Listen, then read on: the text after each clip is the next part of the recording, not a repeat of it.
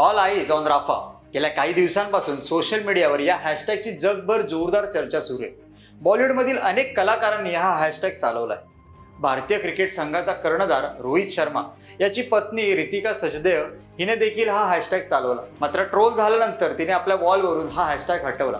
आता इस्रायलने या हॅशटॅगला where wear your eyes on October 7 असा हॅशटॅग चालवून प्रत्युत्तर देण्याचा प्रयत्न केलाय खरा, पण इस्रायल आणि हमास यांच्यातील हा वाद म्हणजे दोन भावंडातील वादात कुटुंब म्हणून जग लहान भावंड असलेला म्हणजेच लहान असलेला हमासच्या बाजूने उभा राहिलाय. आणि हेच हमासचे मोठे यश आहे. रणभूमीवरील युद्धात इस्रायल सरस ठरले असलेली किंबहुना सरस ठरले देखील आहे, पण प्रोपोगंडाचे नरेटिव्ह चालवून जगाची सहानुभूती मिळवण्यात हमास यशस्वी ठरला.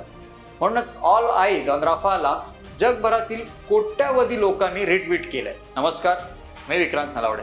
मुंबई आउटलुकमध्ये आपलं स्वागत आहे.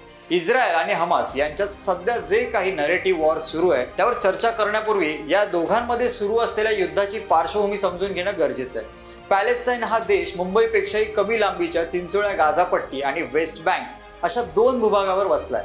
यातील गाझापट्टी हा भूभाग इस्रायलने दोन्ही बाजूने वेढलाय. एका बाजूला भूमध्य समुद्र तर एका बाजूला इजिप्त या देशाची सीमा आहे. साधारणतः 6 वर्षापूर्वीपर्यंत गाझावर इस्रायलच्या ताटाखालचे मांजर असलेले स्थानिक गटाचे सरकार होते, पण हमासने हल्ला करून गाझावर ताबा घेतला. जगाच्या दृष्टीने तिथे शांतता दिसत असली तरी इस्रायल गाझातील लोकांवर अत्याचार करत होता असा हमासचा दावा आहे.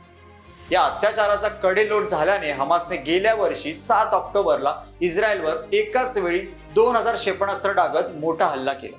यात इस्रायलचे 1600 नागरिक मारले गेले. पण हमासने बेसावधपणे केलेल्या हल्ल्याने इस्रायलचा संताप अनावर झालाय. इस्रायली सैन्याने दुसऱ्या दिवशी गाझापट्टीतील हमासच्या तळांवर हल्ले सुरू केले. अगदी जमिनीवरून गाझापट्टीत सैन्य घुसले. नागरी जीवितहानी टाळण्यासाठी इस्रायलने गाझामधील नागरिकांना इजिप्तलगतच्या राफा प्रांतात जाण्याची सूचना केली.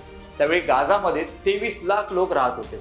यातील अनेकांनी लगतच्या देशांमध्ये स्थलांतर केले. रिकाम्या झालेल्या गाझापट्टीत इस्रायलने हल्ले करून हमासच्या दहशतवाद्यांचा खात्मा करत आणला होता. या युद्धात पॅलेस्टाईनचे जवळपास 31,000 लोक मारले गेले होते. तरी स्थलांतरितांची छावणी बनलेल्या रफामध्ये हमासचे दहशतवादी लपून बसल्याचा संशय व्यक्त करत इस्रायलने राफावर देखील हल्ला केला. गेल्या 4-5 दिवसात इस्रायलने केलेल्या या हल्ल्यामध्ये 45 पॅलेस्टाईन नागरिक ठार झाले. जगाच्या दृष्टीने राफा ही आश्रितांची छावणी आहे. अशा निशस्त्र निष्पाप नागरिकांवर इस्रायलने केलेला हल्ला हा जागतिक युद्ध नियमांची पायमल्ली आहे असा सूर साऱ्या जगभर उमटू लागला. इस्रायलच्या हल्ल्याची चावल WHO पॅलेस्टाईन मधील संचालक डॉक्टर रिक पिपरकॉर्न यांनी फेब्रुवारी महिन्यातच लागली होती आणि त्याच वेळी त्यांनी ऑल आईज ऑन राफा असे सोशल मीडियावर म्हटले होते. आणि आज साऱ्या जगभर ही चळवळ बनली आहे. याला जगभरातून प्रचंड प्रतिसाद मिळतो आहे. भारतातही ऑल आईज ऑन राफाला मोठा प्रतिसाद मिळताना दिसतोय. प्रियंका चोप्रा, आलिया भट्ट, करीना कपूर, माधुरी दीक्षित, वरुण धवन, समांता प्रभू अशा कलाकारांनी हे हॅशटॅग चालवले आहे, त्याला पाठिंबा दिलाय. त्यामुळे भारतात आता याची जोरदार चर्चा होते. राफावरील हल्ल्यामुळे अमेरिका ही इस्रायलवर नाराज झाली आहे. म्हणून त्यांनी ज्या जगाला wear wear your eyes on October 7 असा हॅशटॅग चालवून प्रत्युत्तर देण्याचा प्रयत्न केलाय. मात्र त्याला फारसा प्रतिसाद मिळताना दिसत नाहीये. म्हणजेच जगाची सहानुभूती मिळवण्यासाठी हमासने केलेले हे प्रोपोगंडा नरेटिव्ह यशस्वी होताना दिसत आहे. रणभूमीवरील युद्धात इस्रायल यशस्वी झाले असले तरी जगाची सहानुभूती मिळवण्यात हमास यशस्वी झालाय असेच म्हणावे लागेल.